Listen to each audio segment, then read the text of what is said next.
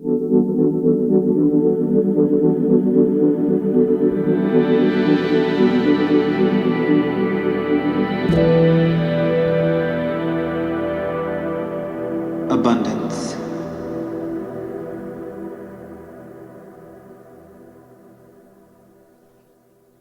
Hi, I'm Landon Metz. And I'm Christopher Schreck. Welcome back to the Abundant Zine podcast.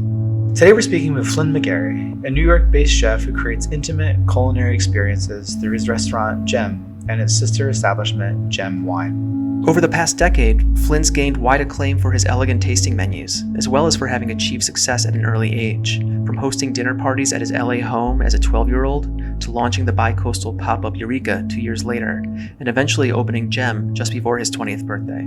Along the way, he staged at renowned establishments like Mamo, Geranium, and 11 Madison Park, and was the subject of a 2018 documentary titled Chef Flynn. Since then, Flynn has continued to evolve as both a chef and an entrepreneur, managing a growing workforce while embracing a seasonal approach and sustainable business practices. He also just released an illustrated children's book titled This Is Not a Cookbook, out now via Penguin Random House.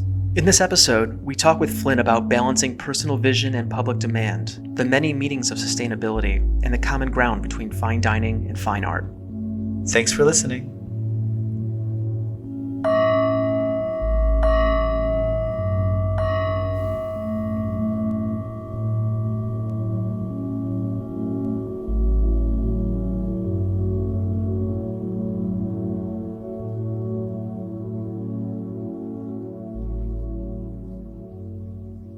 What's up, Flynn? Hey, how are you?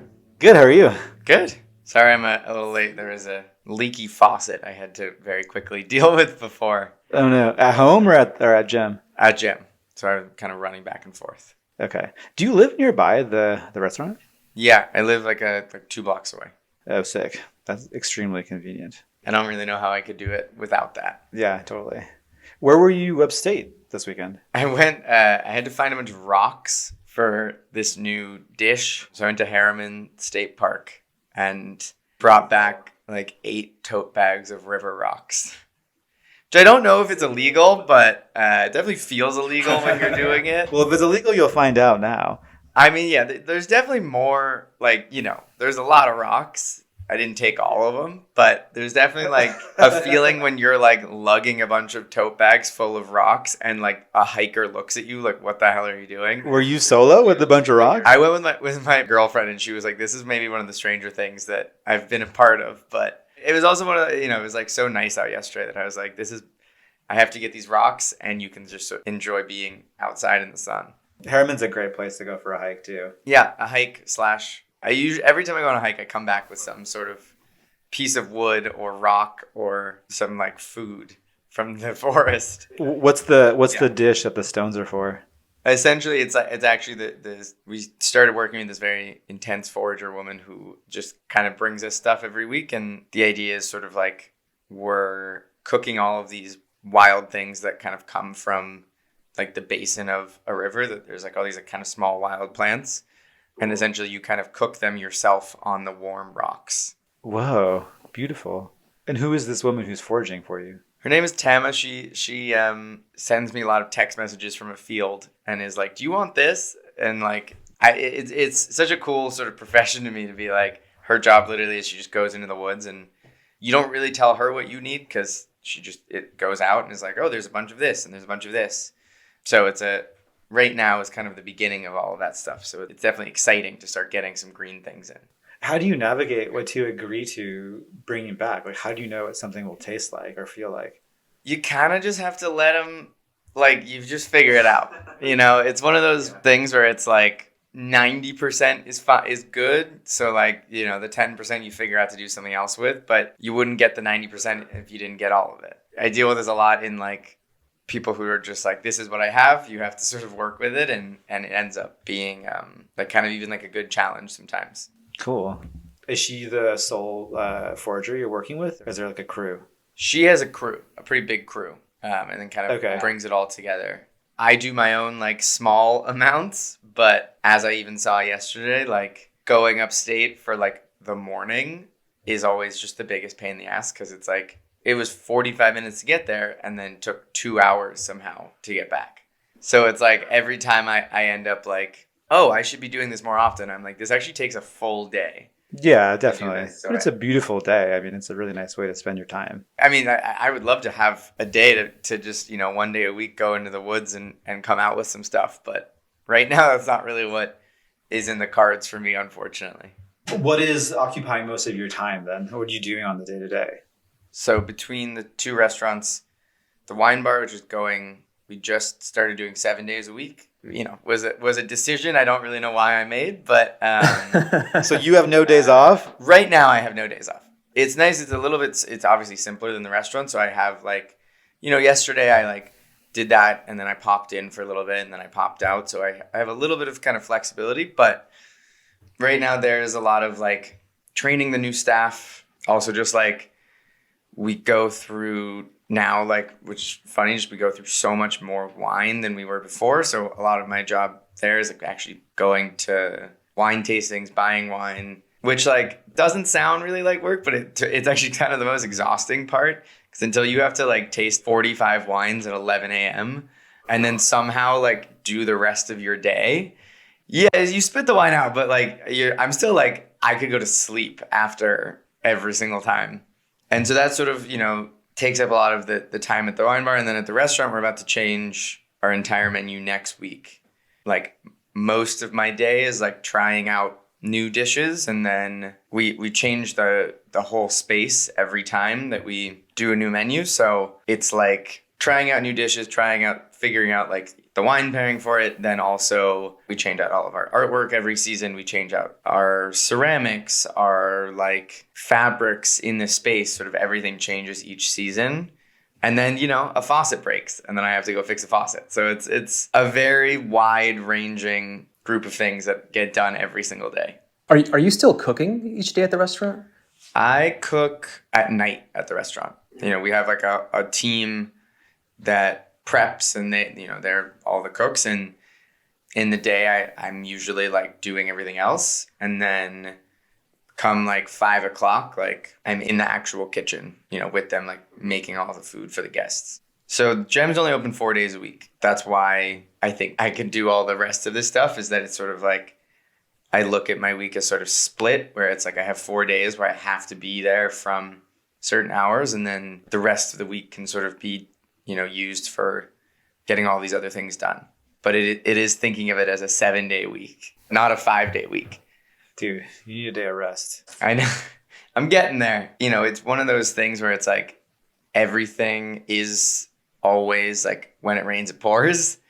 And like I knew this was coming, that like all of these things were going to somehow hit at the exact same time. And I think that like every year I try to get better at not having like everything at the same time, but it's tricky because we work within so many factors as well. You know, we have to change the menu at a certain point depending on like the season and like what's available and like where we're at in it. We, you know, have 16 employees, and like, you know, for example, like the reason we changed the wine bar at this exact time was because one of them was like out of town for a month, and it was right when they came back. So it's sort of like, as much as I can try to like arrange things perfectly so I, you know, can do this at this time and do this at this time and this at this time, I'm only one element in the giant scope of elements. And, you know, it ends up being like, when we do these new menus and change out the space, I would love to change the space like the week before, or, you know, not on the same day that we're making a whole new menu.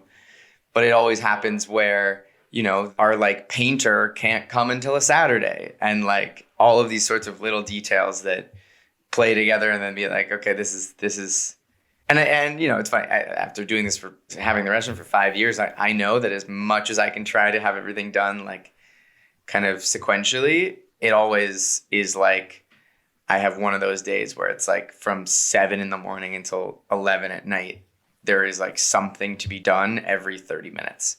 I think that's just part of pushing yourself to the parameters of what's possible for your project. I feel that when I have an exhibition, Every time I have a show, I feel exactly the same way. You plan for a year or whatever, and then the week before is going to be insane no matter what. Because you're trying to find the parameters of what's possible for what you're doing, you know? So eventually something's going to break down. You have to ride the wave. Yeah, and I think also like having that, it's not like before you're not doing anything either. You're doing the bulk of the work, Totally. and then you're like executing, which is, that's how restaurants work. You spend all this time sort of preparing, and then you have this like very intense period of execution. And it works like that from a night to night basis, but also from like, on a yearly schedule. We spend January, February, March preparing for now like April through November is when you have everything to cook with, everything to do. And so it's like you spend this time preparing and getting everyone ready, but then it's like when it's happening, it's happening. And you have to sort of, like you said, you have to ride that wave and like be like, one day I will know that like I can have a day off when this is done, which sort of I think gets it done quicker too. Because it's like, you have that idea of like, I know when I finish these things, I can actually like relax versus like, I'm not the kind of person who can like have a crazy list of things that need to get done and be like, you know what, today I'm going to do nothing.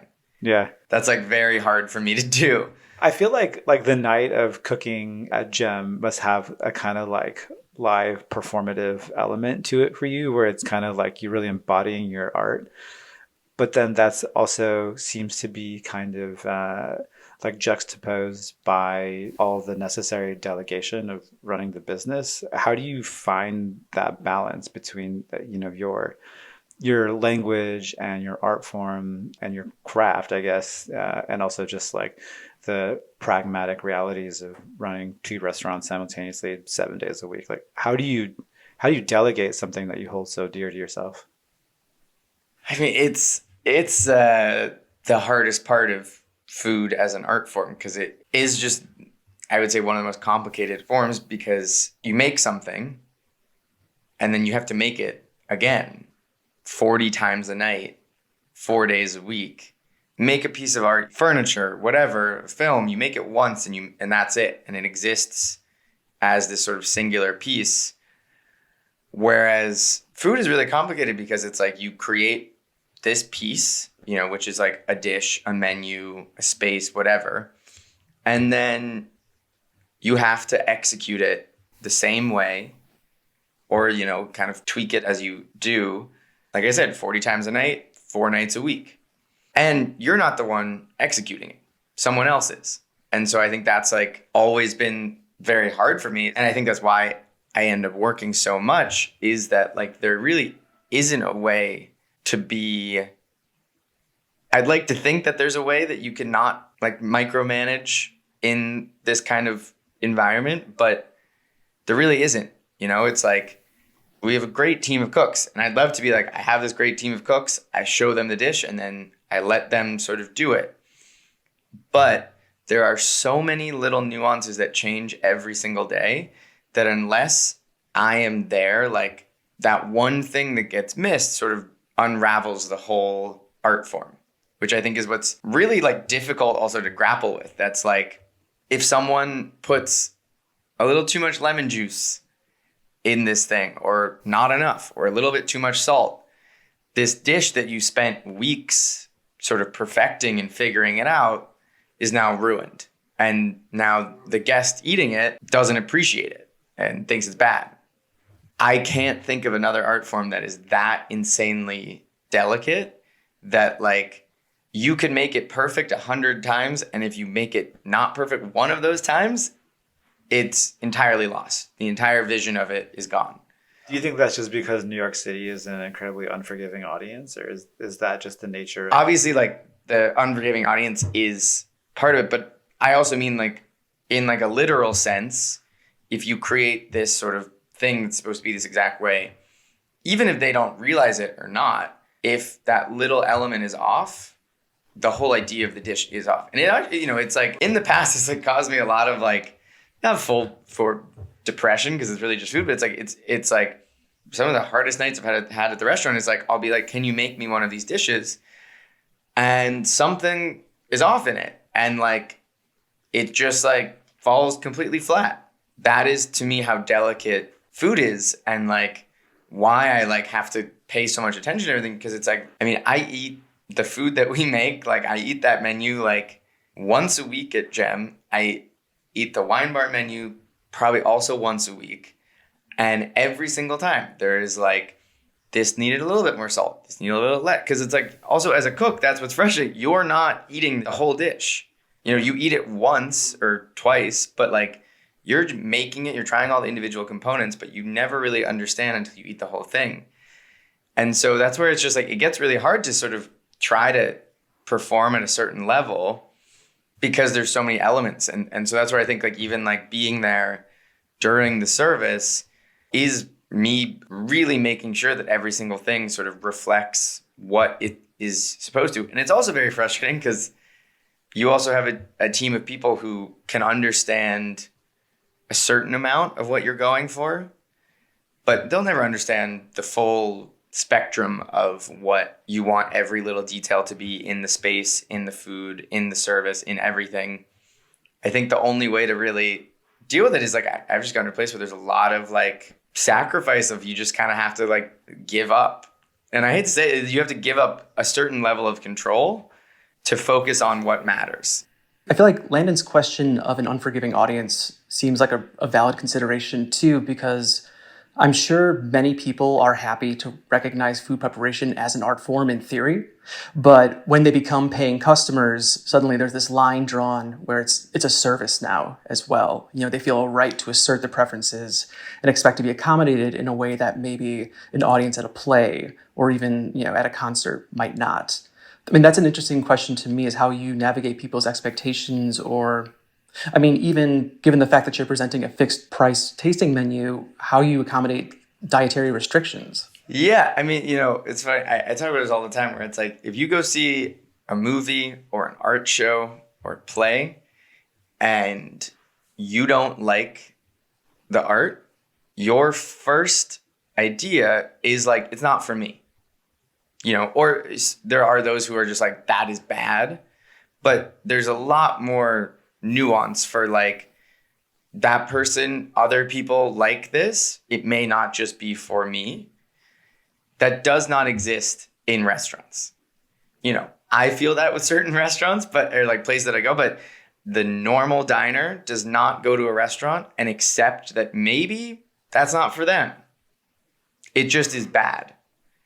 And I think that is where like the discerning like customer thing it is really annoying, because it's like, we've had so many people, like I could tell you the majority of the people who have come to Gem and don't like it, it's not for them. They walk away being like, I wish I had this and I wish I had that. And, you know, I could have used a big steak at the end of the meal. It's like, why did you go to this restaurant then? Like, if you know that you're not going to get that and then you're going to be disappointed, like, why did you do that? And then even in the way of dietary restrictions, you know, we spend, I would say, 75% of our day making menus for people with diet. Because we, you know, if we didn't accept dietary restrictions, I like think we'd be half empty every night by the amount of people that have restrictions. You know, it gets to a place, though, where it's like, once again, I'm kind of like, why are you coming here? Like the other night, someone who was allergic to gluten, allergic to dairy, allergic to eggs, doesn't eat processed oil, doesn't eat tomatoes, potatoes, fermented ingredients, or onions. And that's our whole menu right now. You know, if you're gluten-free or you're dairy-free, we make a menu for you. Like, that's fine. That's like, it's an allergy, we will accommodate it. Or if you're vegetarian, whatever, we can accommodate those things. We reached out and we literally were like, hey, I literally was like, we can't even accommodate that. We'd have to go buy ingredients to make them their own menu. And, you know, they ended up coming and like being like, we'll just do like some of those things. But then it's also hard because I'm like, you know, we're trying our hardest to give you this like idea of a version of our menu. But right now, for the past few months, we've been serving a menu that every dish is fish and shellfish. They also didn't eat fish. So we're giving you a vegetarian menu that has no gluten, no dairy, no onions. all we can cook with in the like beginning of spring are like spring onions. So we're like pulling things together to try to make it. And it's like, I think that's where it gets tricky, because it's like, I had this idea where I don't think would work very well, because I even feel bad doing it. But it's like, I almost wanted to charge like extra if you have an allergy, because it is so much extra work for us. We make our menu, and then we have 4 to 8 full menu changes, full separate menus for people with allergies. So every night we make an onion sauce. We have to make that sauce the normal way, gluten and dairy in it. Then we have to make a gluten-free one, a dairy-free one with no nuts, one with no this, one with no this, a vegetarian one. So why, as someone who can't eat anything, do you go to the one kind of restaurant? Like, you go to a normal restaurant, you accommodate what they can give you. You go to a tasting menu and we have to accommodate what you want. It really perplexes me, because even like we try to say no to allergies, but like people really don't like that. And it's like the second you allow one, you kind of have to allow all of them for some reason. What was it about the tasting menu medium that attracted you? Like, why was that an alluring proposition for you? It's honestly like a lot of details. To me, one is like we can actually paint a real picture. Behind every menu, there's an idea, and it's supposed to come out through the whole menu. This next menu that we're going into which is like our spring and summer one that changes all the time. But the idea is that it's supposed to paint like a realistic picture as what the full season looks like. So the way that the menu even moves is you start with the ingredients that are just coming, and you finish with the ingredients that are like at the end. So you're sort of seeing this full spectrum of on the tri-state area where, the different weathers, in the beginning, everything that's new right now is from like Pennsylvania, New Jersey, because you're south and it's warmer there. And then you move towards the end of the menu and it's all these preserved root vegetables from like all the way upstate New York that still has, 10 inches of snow. And so it's like these ideas are also what's exciting to me and inspiring to me. It's like feels like I'm actually creating something. Your storytelling. Yeah. Not even just the menu. It's like being in the restaurant, the decor. Yeah. And even, my sister who works with me, she like has gotten even really into like creating these menus at the end that like tell the story, actually. So when you leave, you have this sort of like picture of, what you ate and kind of explaining it to you if you didn't really get it from the beginning of the meal. To me, a tasting menu is the only way that you can create a whole space. You have the timing down, you have all these things down. And what proved that to me was right in the beginning of when we could reopen from COVID, we decided not to reopen with a tasting menu because the borders were still closed and 60% of our clientele at the time were European tourists. So we were like, okay, we have to make a change. The people who want to go to the tasting menu are not in New York right now. We have to do something that's like for the neighborhood. So we reopened as like an a la carte restaurant. We did that for 6 months. And it was really fascinating to me. And it was sort of why Gem Wine happened, because I was like, okay, there's, I would say 10 to 20 times the interest in what we were doing when we were a la carte, because people love a low barrier like entry. We were, literally doing at certain points in the summer, like 5,000 people on the waiting list for a Wednesday night. Whereas like with the restaurant, like as a tasting menu, arguably making much better food, a much better experience for not also that much more money. We have can have a very slow Wednesday night, or it could just sort of be very random. And it was funny to sort of be like, okay, this is what everyone wants us to do. Everyone wants us to do this a la carte thing. And then we started getting all the wrong people. Because we were an a la carte menu serving the food that I make, which is like, can be a little bit more complicated and can be expensive. And, we want to work with the best produce we can get and the best fish. And so we ended up getting all these people who were sort of like mad because they now put the restaurant in just like the category of normal restaurant, where you go in and you expect you can get, you know, a myriad of things that we don't offer. And to kind of pride ourselves on the fact where it's like, you can't get everything here because we have everything that's good. You know, here we figured it out. Even in the a la carte, it was like 10 dishes. And it was like, this is everything that we want to serve right now. This is what's in season. This is what's best.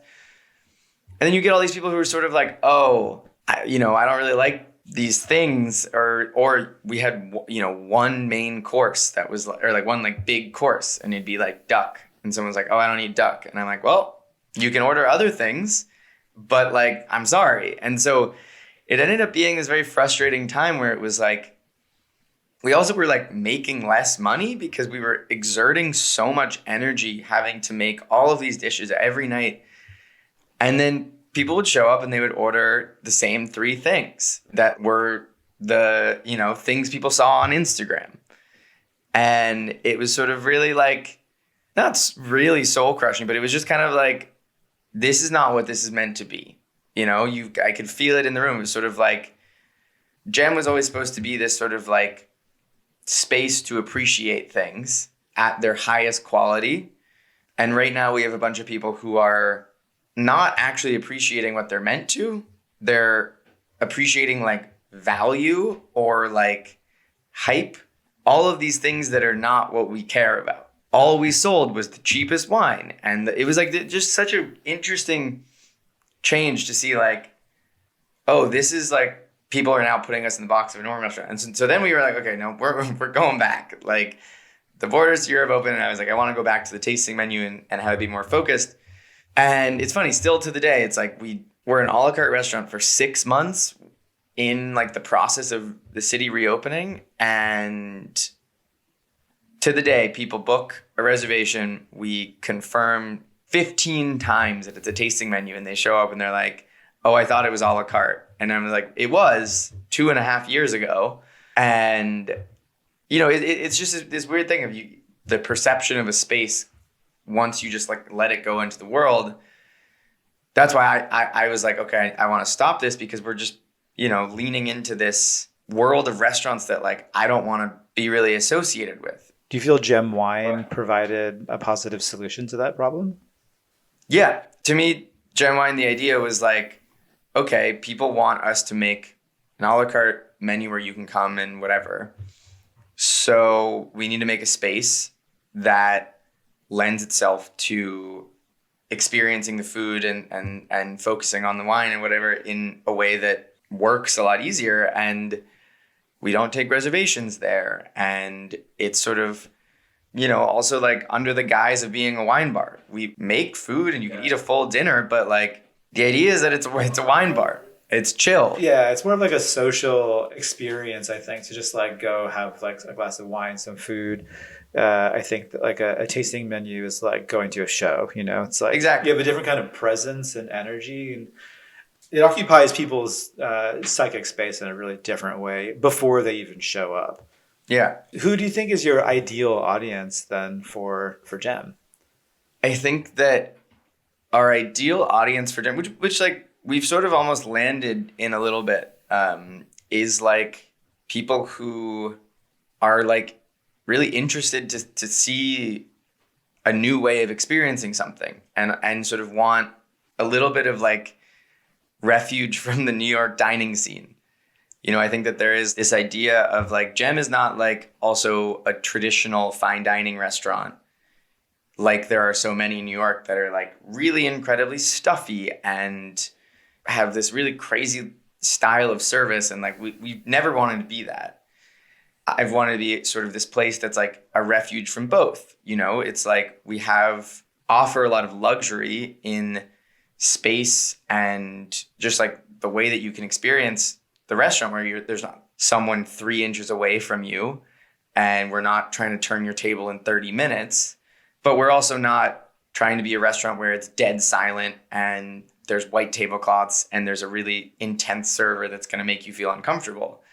The ideal clientele is someone who like, obviously Gem's not a place that you're going to go once a week, but the idea is sort of like it exists there to be that meal when you're like, I really just want to have a night tonight where I can like enjoy myself and experience something, and I don't really have to work for it. I feel that way with certain restaurants in New York. Like there's this restaurant, Tori Shin, old yakitori restaurant, like in like Midtown West. And for me, that's like my version of like what I want Gem to be for people, which is like, I'm going to go sit at this counter. I'm going to be served 100 pieces of chicken. I'm not going to choose it. And I can just like live in the moment in this beautiful like space with a back garden and like really appreciate something like a craft. Like I can watch this man make something really perfect, and drink like the most perfectly cold beer and be like, everything is working here. And I think that that's like my favorite dining experiences have been that, where it's like, this way to just kind of like actually be able to relax, but also not in like a boring way. You're still like intrigued, and there's like a level of like discovery within the meal. There's like a casualness to the mechanics of Gem that I feel like reminds me of fine dining experiences I've had in Scandinavia. You lived in Copenhagen for a bit, right? I lived in Copenhagen and in Oslo. Did you take anything away from that time there that you brought to Gem? I would argue say I took everything away from the time there to bring to Gem. It really kind of blew my mind when I went there. And even before I went there, I had growing up kind of, went to these 3 Michelin star French restaurants in the United States that were sort of my like, oh my God, these are the kinds of places that I want to work at. And then I went to them and worked at them, and I felt really like this is not for me. This is not the kind of space that I want to be in. This is not the sort of, the stuffiness makes me uncomfortable. And like the style of people I was working with were like really aggro and didn't really resonate with me. And then I went to Scandinavia and I was like, oh, they understand a different idea of luxury than I think this sort of old school fine dining understands. There's a lot less classism in Scandinavia. It translates to design too, I think, in Scandinavia, which is like there's a certain caliber of human experience that everyone just kind of genuinely seems to expect or believe is like, available to the general public. And so I feel like luxury is actually a weird word for it. It's just like there's a sense of quality just kind of embedded and baked into most experiences. But I think that's what I mean is it's like the idea there of luxury is just quality. Yeah. It's not the pomp and circumstance that we can think of as luxury that ends up all being sort of irrelevant and awkward. It's like fine dining restaurants that I worked at there, it's sort of, I remember this one thing is sort of like, has been drilled in my brain ever since I saw it happen, which was like, there was the first time I went to Noma and I was 16 and I went by myself and I was sitting there, and this was like right when I had gotten to Scandinavia and hadn't really like fully assimilated, and sitting in the restaurant and the sun was like beaming in, and I saw one of the servers get on a chair, like stand on a chair and close the blinds. And I remember thinking like every other fancy restaurant I ever worked at would literally shoot you in your face if you stood on a chair or like did anything like that. That feels like it's just like your house. Yeah. And I was like, there is such an understanding in that culture. I feel like that's just like, what is important? And like in that moment, it was like, okay, what's important is like the guests have, sun in their eyes. I could either just stand on this chair and get it done quickly, or I could go get a nice step stool and do the whole thing, but then they're gonna have sun in their eyes for another 5 minutes. And that I think is like it's functional. It's the same thing as like how all Danish design is functional. It's like functional service and functional restaurants. And I think that has been like the biggest thing that I took away from my time there is like how to get rid of these certain elements that like you were taught or whatever were like necessary, but are actually not functional. They're the opposite.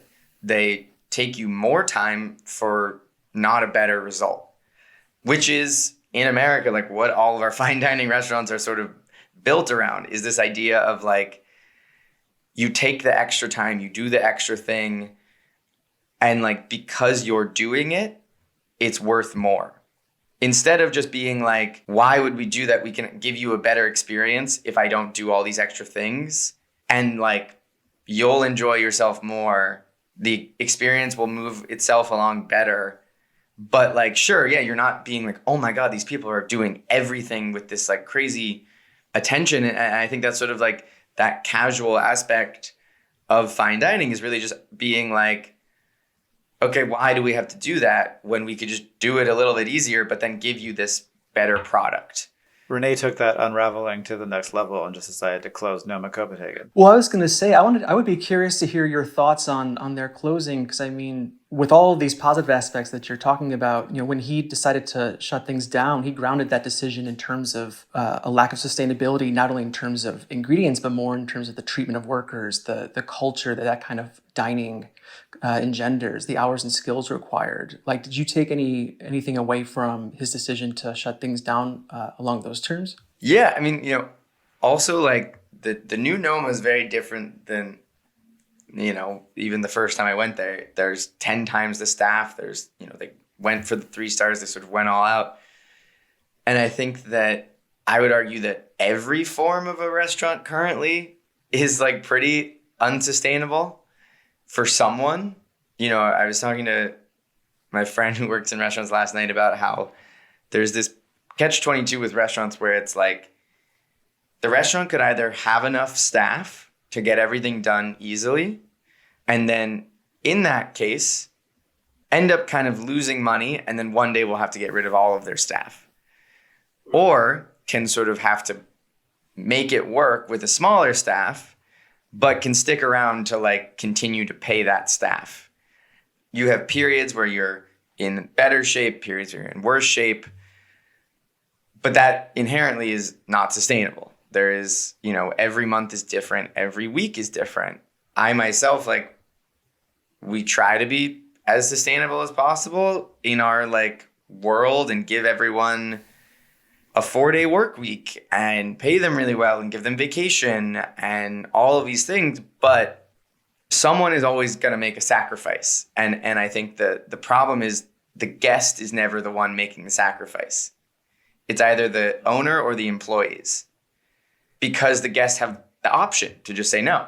And I'm not saying that it's like, okay, every restaurant needs to charge $100 more, but we got to charge something. It's like, you know, it's all this really delicate balance. It's like for us at Gem especially, it's like if we charged another $50 a person, which to that person would not bankrupt them. They're already spending $150.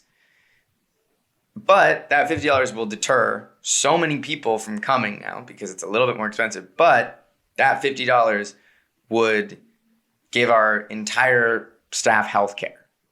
But the guest is just not willing to make that jump. All I hear all day at the wine bar, at the restaurant is, it's expensive. It's this, it's this, it's this. And it's like, what I've been so confused about in the restaurant world right now is that like everyone's fine paying $23 for a martini, but no one's fine paying $28 for like nicely caught fish if it's small. There's this like really fucked up cost to like value perception that guests have right now that like I think is going to be the crux of this industry actually being able to move to a sustainable place.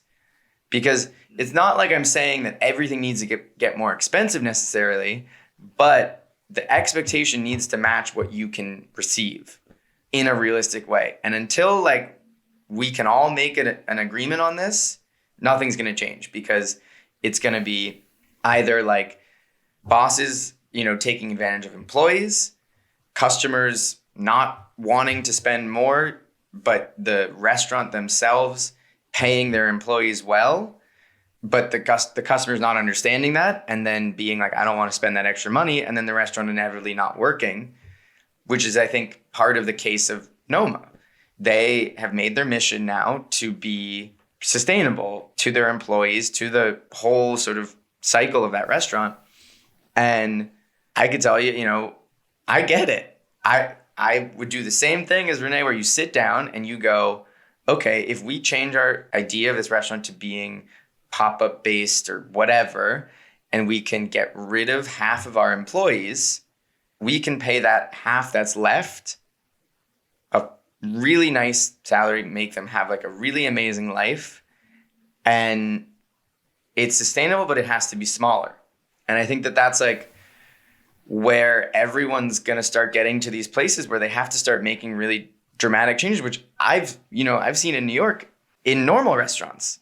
Every restaurant's closing 2 hours earlier now, and I think that's where it's like funny that the magnifying glass is so intensely on Noma, as it always is, but it's like the whole industry is going through this right now where we're all trying to find a way to pay people what they now need to live and also now like require, we went through this whole, like, we want to have everyone have like this nice life and it's like a real career, but it hasn't worked like that forever. And now all of a sudden we have to be like, cool, we need to make this like a real business. But then the customers don't care that we're trying to change. They're like, what I'm receiving is the same as it was, a year ago. Why is the price different? There's too many moving parts in it that I think it's gonna be a long time until like we can actually think of the restaurant industry in the way that like the majority of industries work. Or they'll just make an Ozempic pill and then restaurants don't need to exist anymore. Exactly. I mean, honestly, that would save us a lot of time. As long as we get some sort of cutback on that, then... You could have like a Ozempic tasting menu. Which restaurants are you like super into in New York right now? Like, who's really getting it right in your opinion? What are you really into? New York is, for the past few years, I will honestly say, like, there haven't been many restaurants that really like, I'm like, wow, that's like actually really inspiring me. There's like really little elements in a lot of places. And like, I like love Four Horsemen in Williamsburg, but they've been around and they're just like that so sort of good. Consistent.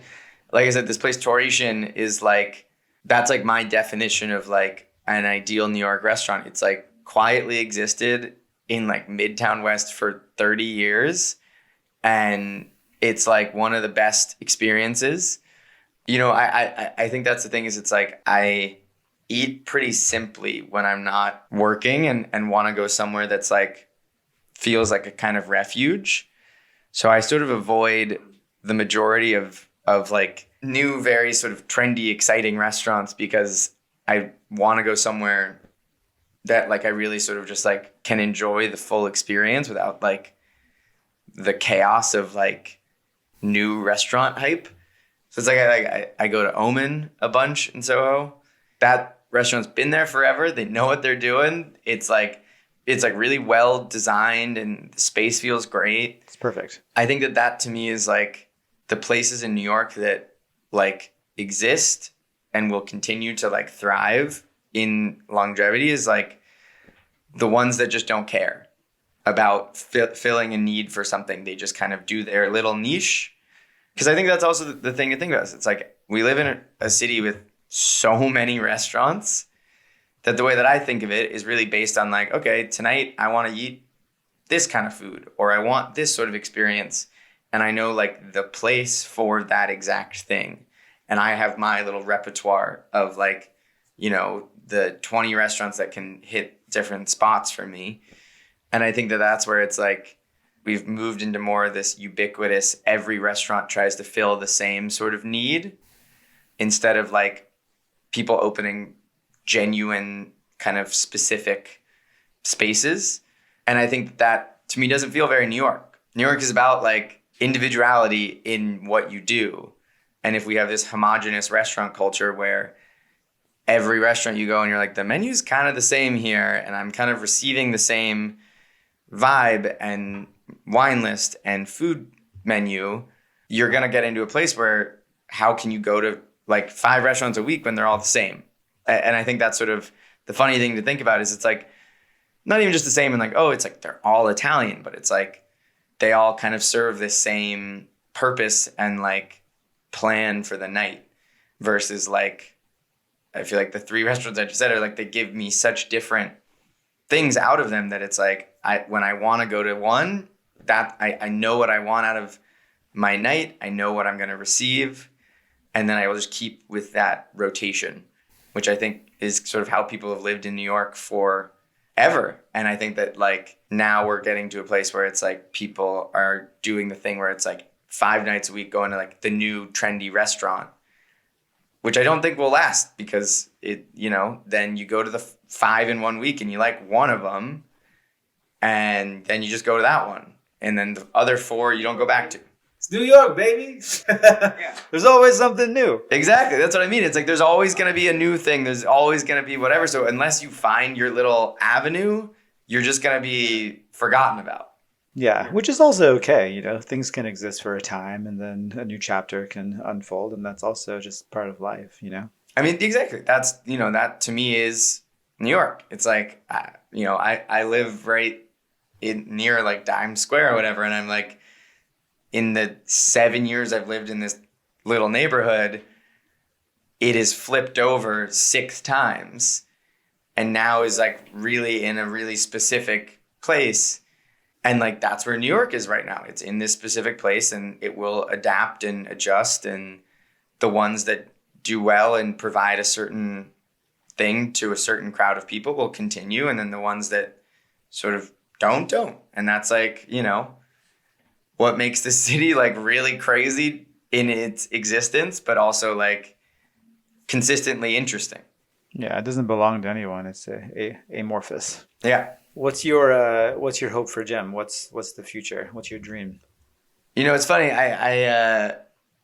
We're in a place where we don't know what the future is because we have a little over a year and a half left on our Gem lease, and this is the fun New York part. We're in like negotiations with our landlord to do a new lease. But once again, it's like we exist to the world. And like if one person on the co-op board doesn't want us there, like this whole idea sort of can change. So I think it's a weird time because I can't confidently say what I want it to morph into because there's this sort of blockade in the middle and a chance that we'd have to move it or do something else with it. And I'm honestly like very open to any, you know, like it's like I'm open to if we have to move it, if we have to do something else, you know, kind of like what does that look like? Sort of allowing it to change because it's just like it's not in my control. It's like if we have to do it, we have to do it. And,